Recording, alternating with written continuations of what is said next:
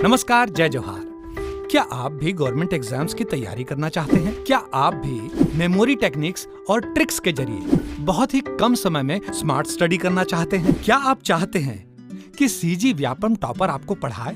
तो डाउनलोड करिए Yogendra Sahu classes app. यहाँ 10 से अधिक गवर्नमेंट एग्जाम्स क्रैक करने वाले और सीजी व्यापम टॉप करने वाले योगेंद्र सर सीजीपीएससी और सीजी व्यापम के अंतर्गत होने वाले सभी एग्जाम्स की तैयारी कराएं। तो डाउनलोड करिए Yogendra Sahu classes app to be the best, learn from the best.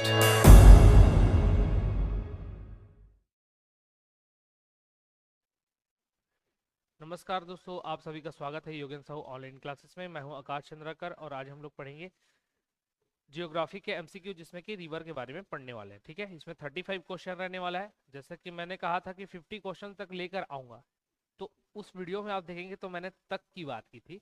जरूरी नहीं कि अगर कोई टॉपिक छोटा है तो उसमें से भी 50 क्वेश्चन लेकर ही आया जाए। मैं कंटेंट जल्दी करने के कारण उस तरीके से बोल रहा था, बट एक चीज ये समझ में आया कि अगर एक ही टॉपिक के अंतर्गत या एक ही वीडियो में मैं दो टॉपिक के 20-20 क्वेश्चन लेकर 40 क्वेश्चन कवर करूं, उससे बेहतर है कि एक वीडियो में एक ही टॉपिक से हम 20 क्वेश्चन को करें। इसी वजह से मैंने जब आपको जलीय सीमा और स्थलीय सीमा के बारे में एमसीक्यू कराया था तो वो उसमें 20 क्वेश्चन ही रखा था और उसमें वही इंपॉर्टेंट थे। दूसरा ये था कि किसी ने कमेंट किया था कि क्वेश्चन के लेवल बहुत ही इजी है, थोड़ा सा अप करना चाहिए। तो आपके व्यापम का स्तर आप उठाकर देखिए। तैयारी फिलहाल किसकी कर रहे हैं आप? व्यापम की।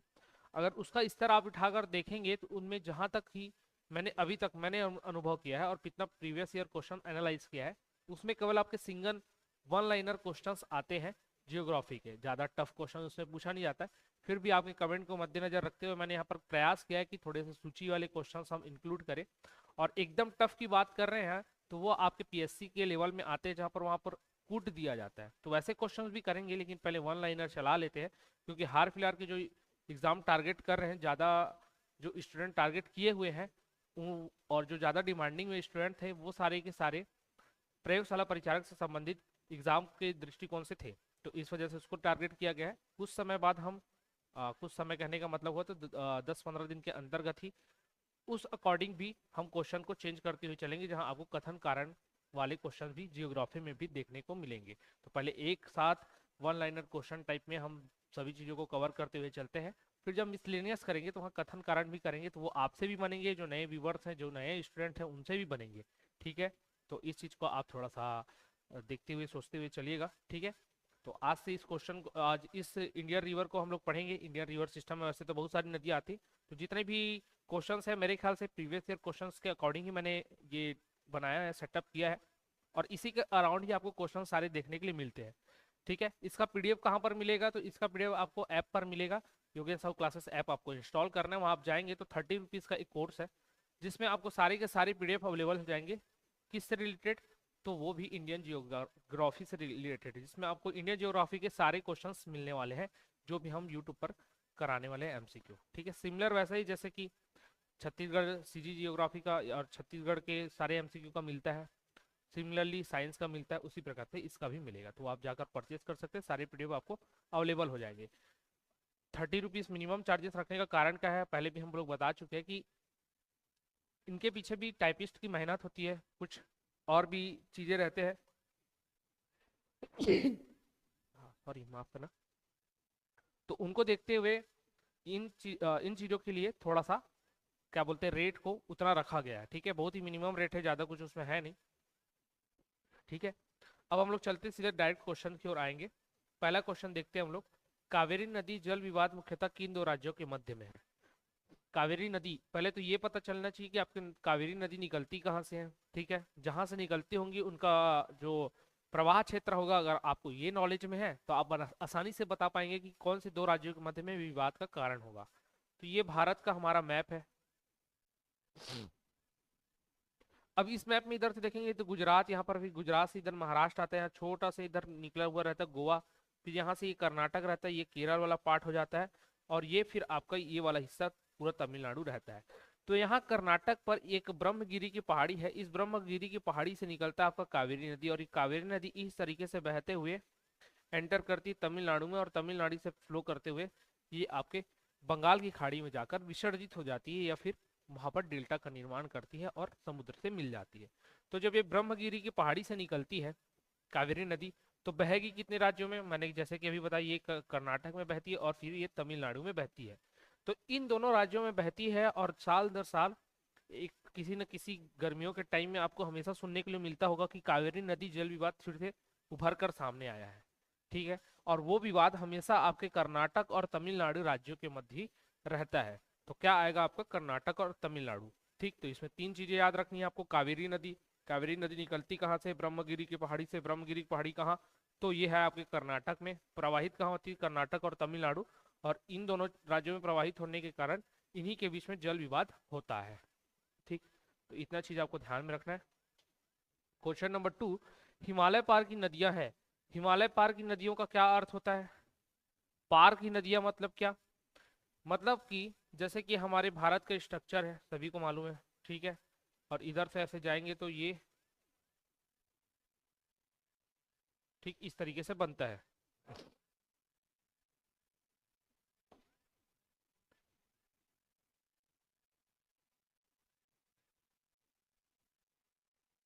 ये इधर मिल जाता है। ठीक है,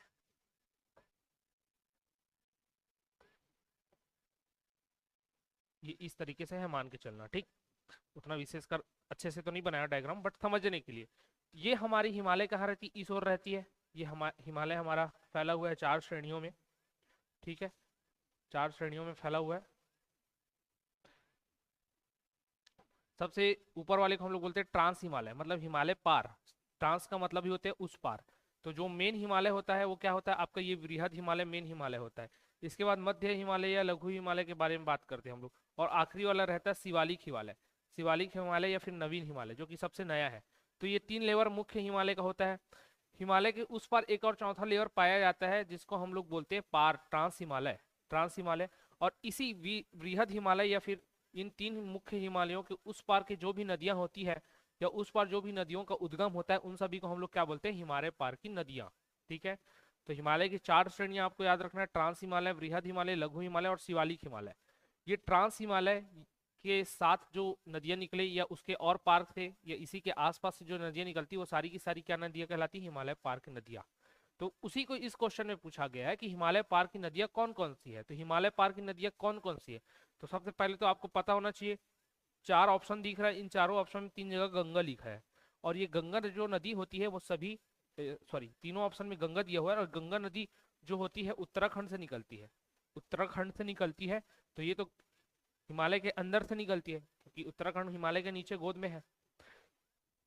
तो बचा क्या आपका? ब्रह्मपुत्र, सिंधु और सतलज। ये तीनों जो होती है हिमालय के उस पार तिब्बत में मानसरोवर झील से इन तीनों का उद्गम होता है। एग्जैक्ट मानसरोवर झील नहीं है, मानसरोवर झील के आसपास और छोटे छोटे जो ग्लेशियर है वहां से इनका उद्गम होता है। बट बेसिकली अगर लोकेशन पूछा जाए तो मानसरोवर झील के समीप से ये तीनों नदियां निकलती है, ब्रह्मपुत्र, सिंधु और सतलज। और ये तीनों ही क्या है? हिमालय पार की नदियां है।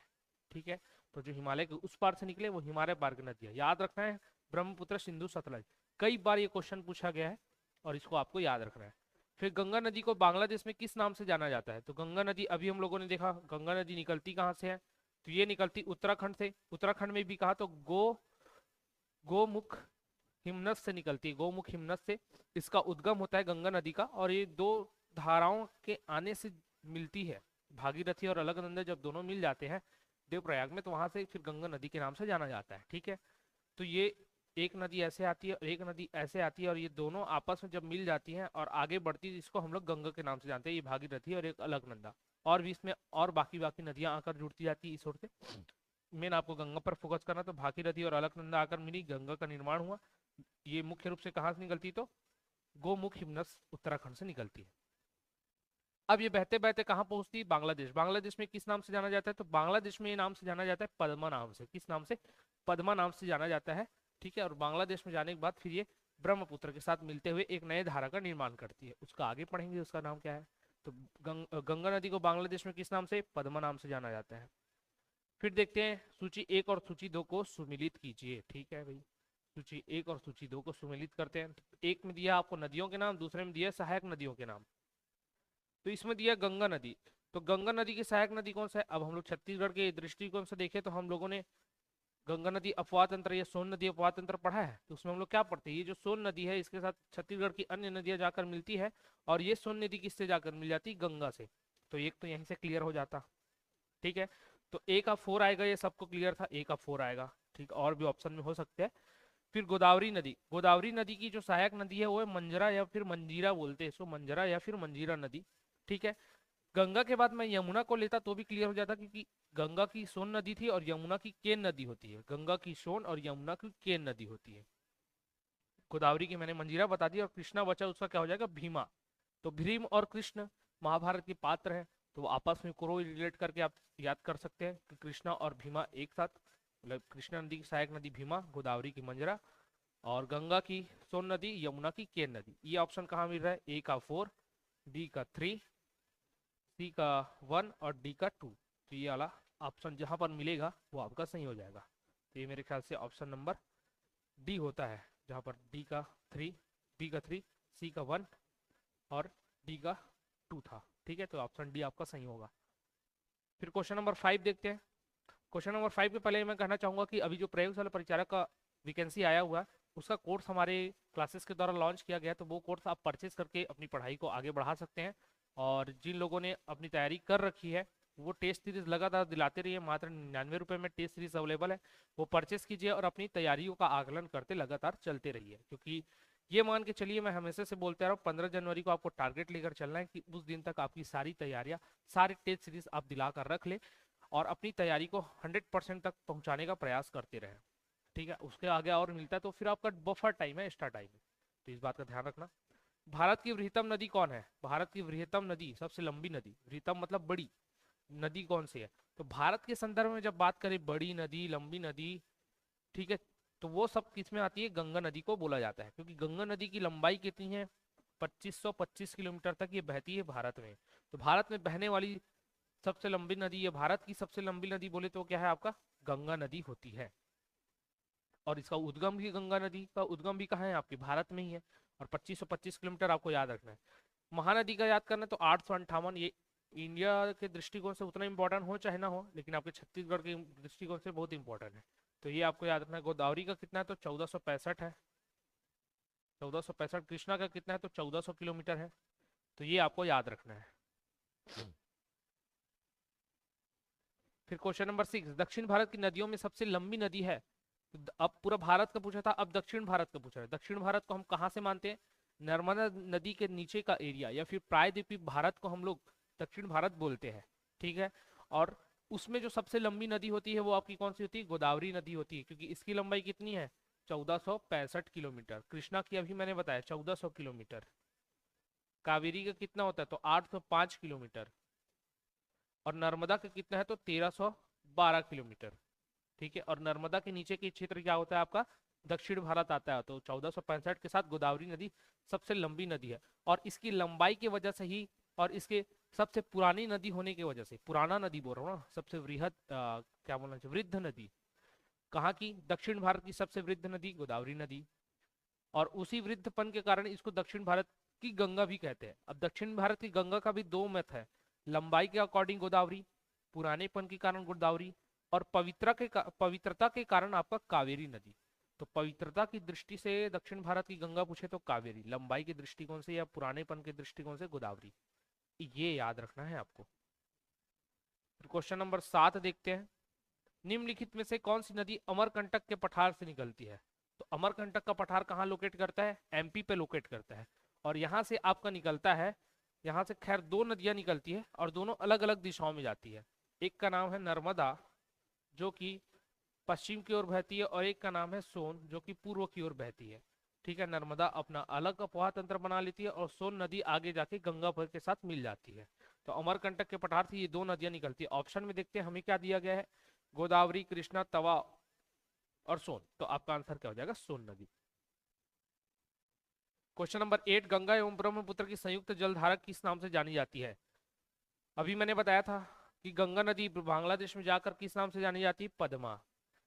वैसे ही जब ब्रह्मपुत्र तिब्बत से होकर बहते हुए ऐसे आती है और अरुणाचल प्रदेश से अंदर करती है, एंटर करती है हमारे भारत में, भारत से एंटर करने के बाद जब ये बांग्लादेश पहुंचती है और इधर से गंगा नदी इस ओर से आती है और ये एंटर करते हुए जब ऐसे आकर मिलती हैं दोनों नदियां, तो ये जब बांग्लादेश पहुंची तो पद्मा, ये जब पहुंची तो क्या, मेघना नाम से, ये जब पहुंची तो क्या नाम से, पद्मा नाम से।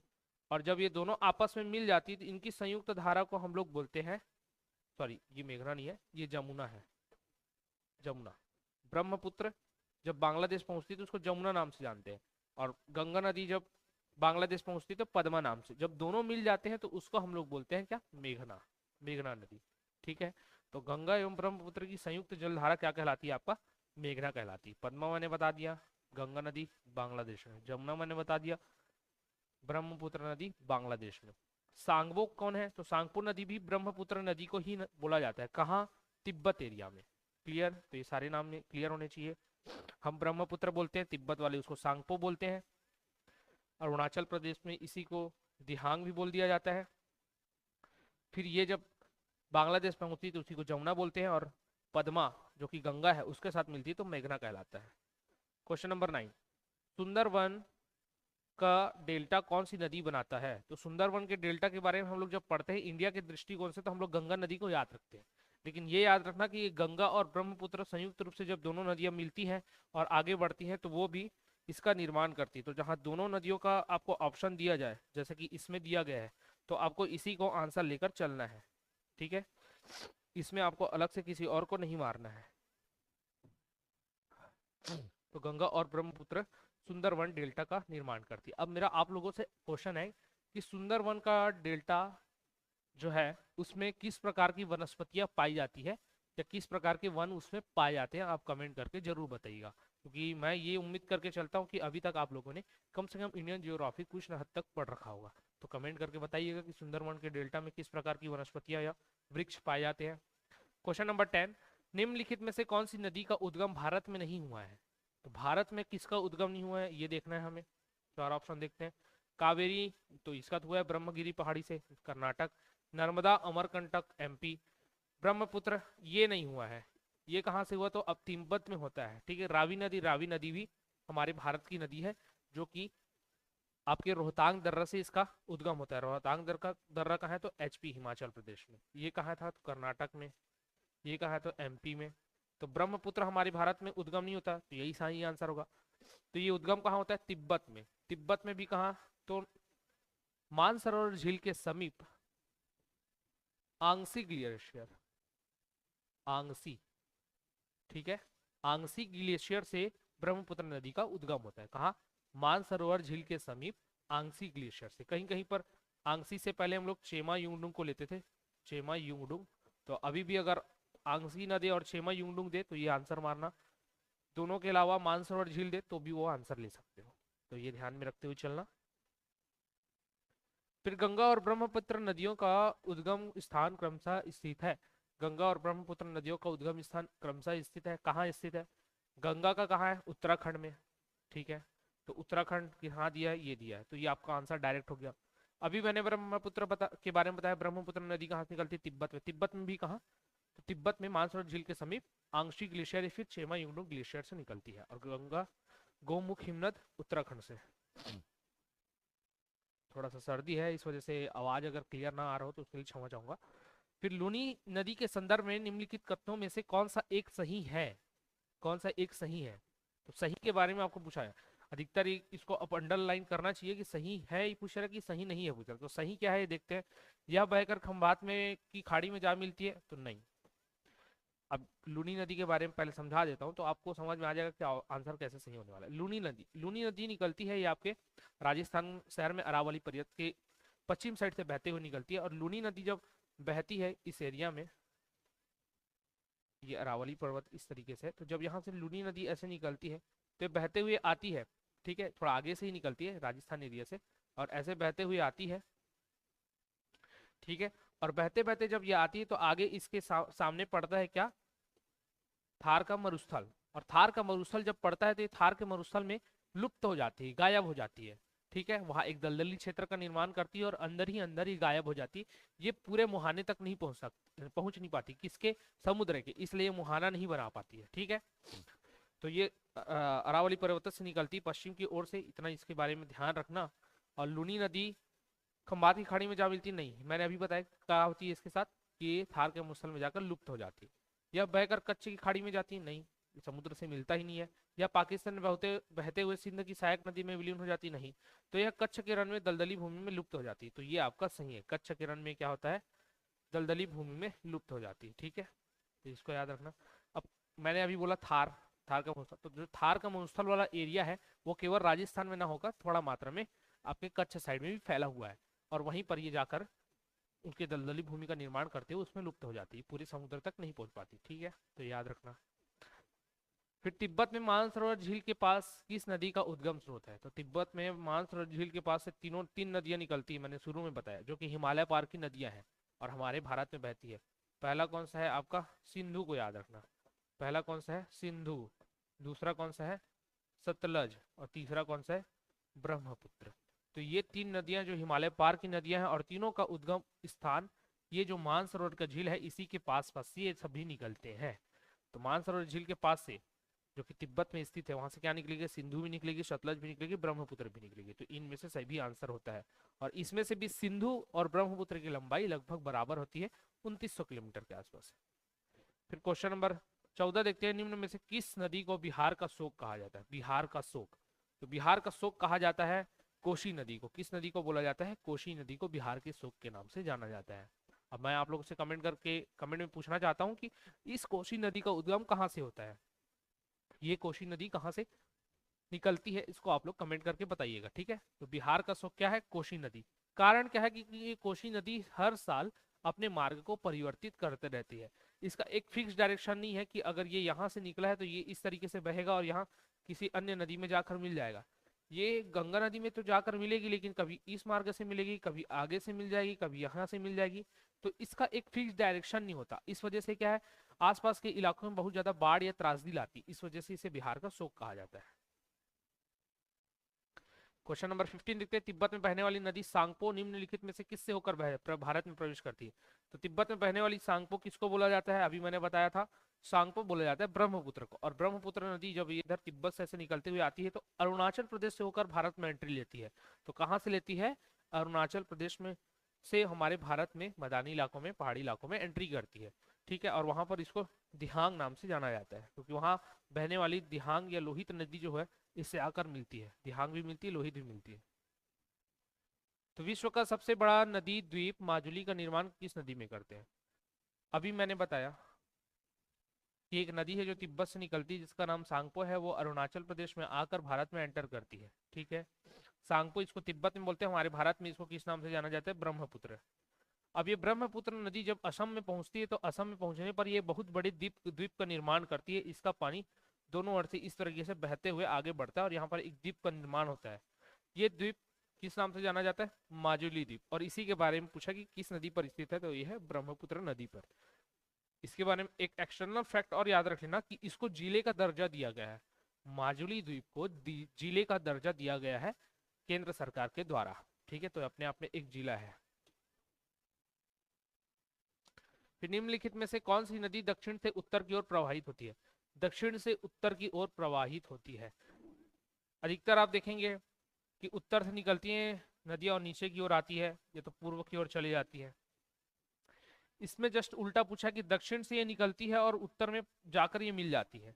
तो ऐसी कौन सी नदी है? तो ऐसी नदी है आपकी बेतवा। बेतवा। अब ये कैसे निकाल सकते थे अगर आपको नहीं भी पता है तो? गोदावरी के बारे में पता है आपको, गोदावरी कहाँ से निकलती है? गोदावरी निकलती है आपके,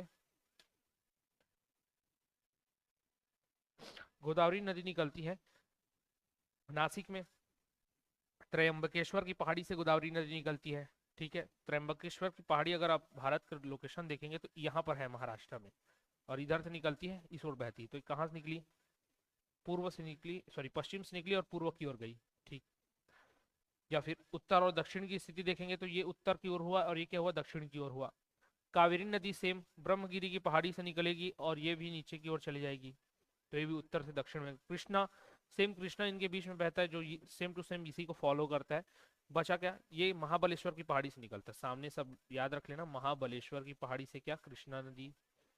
ब्रह्मगिरी की पहाड़ी से कावेरी नदी, और त्र्यंबकेश्वर की पहाड़ी से गोदावरी नदी का उद्गम होता है। सभी की लंबाई के बारे में बता दिया था। अब बचा बेतवा, तो आप सीधा सीधा आंसर इसको मार सकते थे कि ये छोटी नदी है, ये आगे जाके यमुना में मिल जाती है, यमुना की सहायक नदी। तो ये जो होती है आपके शिवनी, मध्य प्रदेश शिवनी से निकलती बेतवा नदी और इस ओर आगे की ओर बढ़ती है उत्तर की ओर, ये आने वाले चंबल नदी में या सोन नदी में जाकर मिल जाती है, मेरे ख्याल से सोन में जाकर मिलती है और वो आगे जाके गंगा से मिल जाती है। ठीक है, तो बेतवा नदी जो होती है वो आपके दक्षिण से उत्तर की ओर बहने वाली नदी है, तो ये आपको याद रखना है।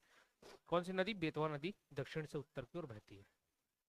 चंबल नदी के भी बारे में कह सकते हैं कि वो भी दक्षिण से उत्तर की ओर बहती है। क्वेश्चन नंबर 18 देखते हैं। दो प्रमुख नदियां कौन सी है जो अमरकंटक पठार से निकलती है तथा अलग अलग दिशाओं में बढ़ जाती है? तो ये मैंने तो बता दिया था शुरू में कि नर्मदा और सोन जो है वो अमरकंटक के पठार से निकलती है और दो अलग अलग दिशाओं में बहती है।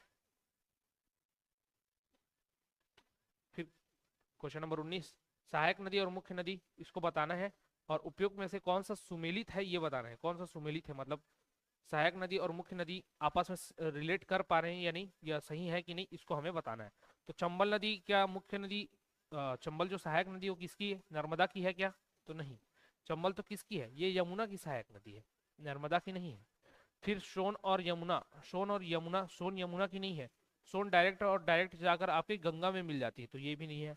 फिर मानस और ब्रह्मपुत्र, तो ये सही है। मानस हो गया, तीस्ता हो गया, लोहित हो गया, दिहांग हो गया, ये सभी के सभी, और बराकर नदी हो गया, ये सभी के सभी ब्रह्मपुत्र की सहायक नदियां होती है। ठीक है, तो मानस ब्रह्मपुत्र की सहायक नदी, ये सही है। तो आपका आंसर क्या हो जाएगा? ऑप्शन नंबर डी, केवल 3। फिर क्वेश्चन 20, निम्नलिखित में से किस नदी को उड़ीसा का शोक कहा जाता है? उड़ीसा का शोक, तो ये क्वेश्चन मैं आप लोगों के लिए छोड़ता हूं, क्योंकि आप लोग अधिकतर मोस्ट ऑफ द कैंडिडेट हमारे छत्तीसगढ़ के ही व्यूवर्स हैं, तो आप सभी स्टूडेंट के लिए मैंने ये वाला क्वेश्चन रखा है। आप लोग इसका कमेंट करके ऑप्शन जरूर दीजिएगा।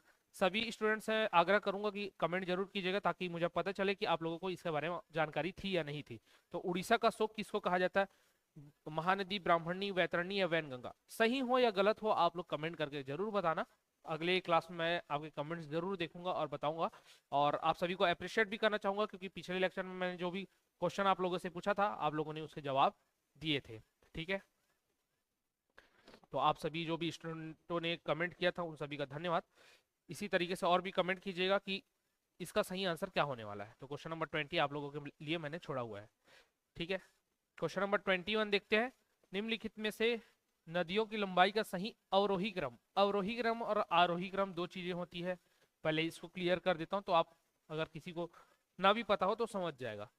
यहाँ पर आ रहा है, अ सबसे पहले नंबर पे आता है और छोटी मात्रा है, आ रहा है दूसरे नंबर पे आता है 12 खड़ी में या फिर वर्णमाला में, और ये बड़ा मात्रा है।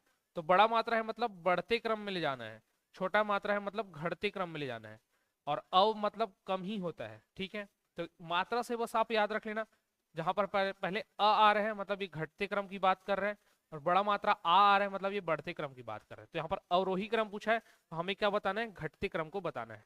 तो घटते क्रम में हमें जमाना है। ठीक है, घटते क्रम का मतलब क्या होता है कि सबसे पहले सबसे बड़े को लिखो और उधर जाते जाते छोटे को लिखो। तो देखते हैं, पहली ऑप्शन को लेते हैं। पहले ऑप्शन के अकॉर्डिंग जो 4 नदियां हैं सभी जगह वो 4 नदियां हैं उसको समझते चले। ब्रह्मपुत्र, गंगा, गोदावरी, नर्मदा, यही सभी में है। ब्रह्मपुत्र ये लगभग 2900 किलोमीटर के आसपास है। मैंने बोला लगभग, और आपको भी लगभग याद रखना है। ये 2525 है, ये कितना है 1465 है, और ये कितना है 1312 है।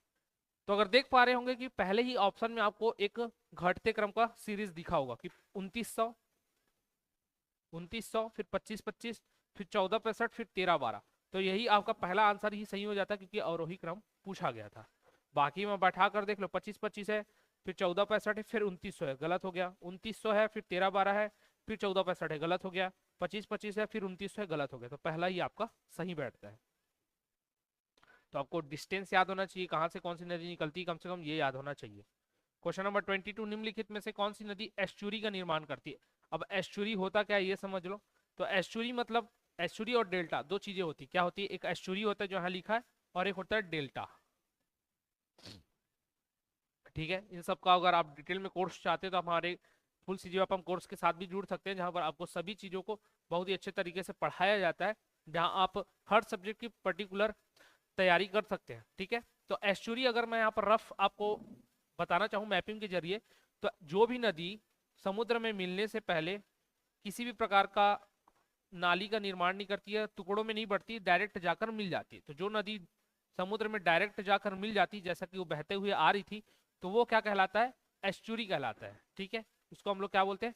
एस्चुरी बोलते हैं। ज्वार नदमुख, ज्वार नदमुख डायरेक्ट। और डेल्टा क्या होता है? तो ऐसा नदी जो बहते हुए आता है और अपने साथ में मलबों को लाते जाता है, मलबों को लाते जाता है। और क्या होता है कि एक टाइम के बाद में इसकी स्पीड कम हो जाती है, इसकी स्पीड तेज रहती है, इसलिए सीधा सीधा जाता है और ना एक ही डायरेक्शन में बहते हुए समुद्र में गिर जाता है। लेकिन यहाँ पर स्पीड कम होने के कारण ये अन्य छोटे छोटे टुकड़ों में ऐसे बढ़ जाता है और यहीं पर अपने जो भी साथ लाए मलबे रेत को इकट्ठा करते जाता है, इकट्ठा करते जाता है। तो इस तरीके के छोटी छोटी धाराओं में बढ़कर समुद्र में मिलना क्या कहलाता है? डेल्टा कहलाता है। ठीक है, और एक चीज याद रखना, जितनी भी आपकी पूर्व में जाकर गिरने वाली नदियां हैं, या फिर मैं बोलूं बंगाल में की खाड़ी में गिरने वाली नदियां हैं, वो सभी के सभी डेल्टा का निर्माण करते हैं। और जस्ट अपोजिट जो अरब सागर में गिरती है वो एस्चुरी का निर्माण करती है। कारण क्या है कि अरब सागर में गिरने वाली नदियां तेज धारा या तेज बहाव के साथ समुद्र में मिलती है, इसलिए सीधे सीधे मिल जाती है। और जो पूर्व में बंगाल की खाड़ी से जाकर मिलती है वो सब क्या है? उनका स्पीड कम हो जाता है जाते जाते। इस वजह से ये थोड़े थोड़े नालियों के रूप में टूट जाती है और फिर जाकर समुद्र में मिलती है। अब देख सकते हैं चार ऑप्शन में कि कौन एस्चुरी का निर्माण करेगी। अब महानदी बंगाल की खाड़ी में गिरती तो क्या बनाएगी? डेल्टा। नर्मदा कहाँ गिरती? अरब सागर में, तो क्या बनाएगी? एस्चुरी। तो आपका आंसर बी हो गया। कावेरी बंगाल की खाड़ी में, तो ये भी डेल्टा बनाएगी। ब्रह्मपुत्र ये भी बंगाल की खाड़ी में गिरती है, तो ये भी डेल्टा बनाएगी। ठीक है, तो नर्मदा आपका सही आंसर होगा। नर्मदा के अलावा और ऐसी कौन सी नदी है जो एस्चुरी का निर्माण करेंगी? आप लोग कमेंट करके बताइएगा। क्वेश्चन नंबर 23 देखते हैं। सूची 1 और 2 को मिलाना है, नदियां हैं और उनकी सहायक नदी है। ठीक है, तो इसमें हम लोग पूरे इंडिया की नदी के बारे में पढ़ रहे हैं और इतना बड़ा नदियों का सिस्टम है हमारे भारत में, बहुत ही ज्यादा हम लोग गौरवान्वित महसूस करना चाहिए या फिर अपने आप को किस्मत वाले समझना चाहिए कि हमारे पास इतनी सारी नदियां हैं। और ये ड्रेनेज सिस्टम जो होते हैं इतने सारे होने की वजह से उनकी नदियां भी बहुत सारा है, उनकी सहायक नदियां भी बहुत सारी होती है। तो सभी के बारे में आपको धीरे धीरे पढ़ते चलना है। ठीक है, तो सबसे पहले अब इसमें नदी देख लेते हैं। कृष्णा नदी, इसके बारे में पढ़ लेते हैं कि भीमा से जाकर मिलती है। फिर देखना है ब्रह्मपुत्र। ब्रह्मपुत्र की नदी कौन से? तीस्ता। तीस्ता पढ़े, इससे पहले मानस पढ़े, उससे के अलावा मैंने लोहित और दिहांग के बारे में पढ़ा है, बराकर के बारे में पढ़ा है। ये सभी ब्रह्मपुत्र की सहायक नदी। फिर गोदावरी, गोदावरी की इंद्रावती, तो जो छत्तीसगढ़ के हैं उनको तो पता होना चाहिए, तो इंद्रावती नदी है, गोदावरी की सहायक नदी है। इसके अलावा वेन गंगा हो गया, पेन गंगा हो गया, ठीक है, मंजीरा हो गया, ये सभी गोदावरी की सहायक नदी है। यमुना की कौन सी होती है? चंबल नदी। चंबल नदी यमुना की है। केन हो गया, बेतवा हो गया, ये सभी यमुना की सहायक नदियां होती है। तो अब ये मिला लो। ए का क्या आएगा? 4 आएगा, ठीक है, इसमें दिख रहा है। बी का क्या आएगा? 3 आएगा है। सी का क्या है? 2 आएगा, ठीक है, यहाँ नहीं है, दूसरे में हो सकता है। तो 4 3 2 ये आ गया, और डी का 1। तो आपका आंसर कौन सा हो जाएगा? Option number A. फिर 24, भारत की लवन नदी के नाम से कौन सी नदी जानी जाती है? तो लवन नदी हम लोग लूनी नदी को बोलते हो। तो छत्तीसगढ़ी में नमक को क्या नाम से बोलते हैं? नमक को हम लोग बोलते हैं नून। नमक को बोलते हैं नून। तो नमक एक क्या है? लवण है। केमिस्ट्री के लैंग्वेज में जानेंगे तो लवण कौन हो जाएगी? नून से याद रख लेना, लून। तो लूनी नदी को ही लवन नदी के नाम से हम लोग जानते हैं। तो ये याद रखना, अच्छा क्वेश्चन था, इसको याद रखना है। फिर उत्तर प्रदेश एवं मध्य प्रदेश राज्यों में संयुक्त राजघाट परियोजना, नदी परियोजना लागू की गई है। किस नदी पर? तो ये आपका होता है चंबल नदी पर। चंबल नदी जो है उसमें आप देखेंगे कि उत्तर प्रदेश एवं मध्य प्रदेश दोनों में राजघाट नदी परियोजना को लागू किया गया। तो चंबल नदी आपका सही आंसर होगा। फिर तवा नदी किसकी सहायक नदी है? तवा नदी, तवा नदी आपकी सहायक नदी होती है नर्मदा की। तवा नदी किसकी सहायक नदी है? तो ये नर्मदा की सहायक नदी होती है। तो ये आपको याद रखना है, तवा नदी किसकी सहायक नदी? नर्मदा की सहायक नदी है। निम्न नदियों में से सबसे अधिक नदी पथ परिवर्तन करने वाली नदी है। नदी पथ मतलब नदी अपना डायरेक्शन चेंज करते रहती है, हर एक समय के बाद वो अपना डायरेक्शन चेंज कर देती। तो अभी इसी के बारे में हम लोगों ने जिक्र किया था, वो नदी कौन सी? कोसी नदी, और इसीलिए इसको बिहार का शोक बोला जाता है। तो सबसे अधिक नदी पथ परिवर्तन करने वाली नदी कोसी नदी। 28 क्वेश्चन नंबर, प्रायद्वीपीय भारत की निम्न नदियों में से कौन शेष 3 से विशिष्ट रूप से भिन्न है? तो ऐसे क्वेश्चन अधिकतर देखे गए हैं कि पूछा जाता है कि प्रायद्वीप की नदियों में कौन सा बाकी तीन से अलग है? तो बाकी तीन देख लेते हैं। एक नर्मदा हो गया, नर्मदा निकलता है अमरकंटक की पहाड़ी से और गिरता है अरब सागर में। पहले तो इतना ही आपको ध्यान रखना कि कहाँ से निकलता है और कहाँ मिलता है, तो उसी में भी आप डिफरेंस कर सकते हो। फिर कावेरी ब्रह्मगिरी से निकलता है, मिलता है बंगाल की खाड़ी में। कृष्णा ये निकलता है महाबलेश्वर की पहाड़ी से, ये भी निकलता है कहाँ? बंगाल की खाड़ी में। गोदावरी ये त्र्यंबकेश्वर की पहाड़ी से निकलता है और ये भी निकलता है, गिरता है बंगाल की खाड़ी में। तो ये तीन बंगाल की खाड़ी में जाकर मिलने वाले हैं और ये अरब सागर में। तो आपका अलग कौन हो गया? नर्मदा हो गया। तो ऐसे भी आप अलग कर सकते हो। बहाव का एरिया भी अलग अलग है, कि सभी के सभी पूर्व की ओर बहते हैं, पश्चिम की ओर, ऐसे भी अलग कर सकते हो। ये सभी डेल्टा बनाते हैं, ये एस्चुरी बनाते हैं, ऐसे भी अलग कर सकते हो। फिर क्वेश्चन नंबर 29, निम्नलिखित में से कौन सी नदी बंगाल का शोक कहलाती है? तो बंगाल का शोक कौन सी नदी कहलाती है? दामोदर नदी। दामोदर नदी आपके छोटा नागपुर के पठार झारखंड से निकलती है, रांची के पास से दामोदर नदी, और ये बहते हुए कहाँ जाती है? आपके बंगाल में एंटर करती है और बंगाल में बहुत ही ज्यादा ये बाढ़ का कारण बनती है। इसी वजह से दामोदर नदी को हम लोग बंगाल का शोक कहते हैं। दामोदर नदी को किसका शोक कहते हैं? बंगाल का शोक कहा जाता है। मैं आप लोगों से पूछना चाहूंगा कि सबसे ज्यादा प्रदूषित नदी के नाम से कौन सा जाना जाता है? आप लोग कमेंट करके जरूर बताइएगा, ठीक है। और मैं आप लोगों को क्लू दे देता हूँ कि ये नदी कहाँ से निकलती है? झारखंड से ही निकलती है, ठीक है। तो सबसे दूषित नदी कौन सी है? आप लोग कमेंट करके बताइएगा। फिर कौन सी नदी कपिलधारा जलप्रपात का निर्माण करती है? तो ऐसी कौन सी नदी है जो कपिलधारा जलप्रपात बनाएगी? तो ये नर्मदा नदी है। धुआंधार जलप्रपात भी जिसको बोला जाता है, तो धुआंधार जलप्रपात बोले या कपिलधारा जलप्रपात बने, ये दोनों का निर्माण कौन करती है? नर्मदा नदी करती। कहाँ? तो अमरकंटक में, जबलपुर, एमपी। फिर बाकी दिया है यहाँ तापी नदी। तापी नदी भी नर्मदा नदी के समान अरब सागर में जाकर मिलने वाली नदी होती है, ठीक है। फिर आगे दिया कावेरी नदी का उद्गम स्थल क्या है? तो बहुत समय से पढ़ाते आ रहा हूँ, क्या? ब्रह्मगिरी की पहाड़ी से निकलती कावेरी नदी। वैनगंगा किसकी सहायक नदी है? तो वैनगंगा सहायक नदी है आपकी गोदावरी की। गोदावरी की सहायक नदी कौन होती है? वैनगंगा, पैनगंगा, इंद्रावती। उसके बाद मैंने और क्या बताया था? मंजीरा, इसके बारे में बताया था, ठीक है। तो ये सारी किसकी? गोदावरी की सहायक नदियां होती है। फिर कृष्णा की जो भीमा हो गई, ये उसकी सहायक नदी मुख्य रूप से। फिर गंगा, फिर झेलम। झेलम कहाँ से निकलती है? नया नाम आया तो नया नाम को समझ लेते हैं। झेलम नदी आपके निकलती है बैरी नाग झील या शेख नाग झील, जम्मू कश्मीर से इसका उद्गम होता है, ठीक है। और ये आगे फिर पाकिस्तान में जाकर सिंधु नदी में मिल जाती है। झेलम नदी पर दो चीज याद रखना, एक दुलहस्ती परियोजना इस पर बनाया गया है, ठीक है। दुलहस्ती परियोजना इस पर बनाया गया है, झेलम नदी पर। और तुलबुल परियोजना भी इसी पर है, तुलबुल। फिर देखते हैं क्वेश्चन नंबर 33, निम्नलिखित में से कौन सी नदी भ्रंश घाटी से होकर बहती है? निम्नलिखित में से कौन सी नदी भ्रंश घाटी? तो भ्रंश घाटी क्या होता है? तो भ्रंश घाटी मतलब ये समझो कि दो पर्वत है, दो पर्वत के बीच में रिफ्ट वैली का निर्माण करते हो, मतलब उनको चीरते हुए जो नदी बहती है उसी को हम लोग बोलते हैं भ्रंश घाटी में बहने वाली नदी, ठीक है। तो भ्रंश घाटी का मतलब ही होता है एक और इधर पहाड़ है, ये इधर पहाड़ है, और यहाँ पर से जो नदी बह रही है ये क्या कहलाएगी? भ्रंश घाटी में बहने वाली नदी। कि आप देखेंगे तो दोनों ओर से जब देखोगे पहाड़ों में जाकर, तो नीचे बहुत ही ज्यादा गहराई होगा और वहीं पर से वो नदी बहते रहती है। तो ऐसा नदी कौन सा होता है आपका? नर्मदा। नर्मदा नदी है जो भ्रंश घाटी में बहने वाली नदी है। एक और नदी है जो नर्मदा के समान ही भ्रंश घाटी पर बहती है, तो उस नदी का आप लोग कमेंट करके ऑप्शन में बताइएगा, सॉरी ऑप्शन बोलता हूँ, कमेंट बॉक्स में बताइएगा कि कौन सी नदी है जो नर्मदा के समान भ्रंश घाटी के समान फ्लो करती है, बहती है रिफ्ट वैली में। भ्रंश घाटी का नाम और क्या है? तो रिफ्ट वैली, आप जो याद रखना है, रिफ्ट वैली।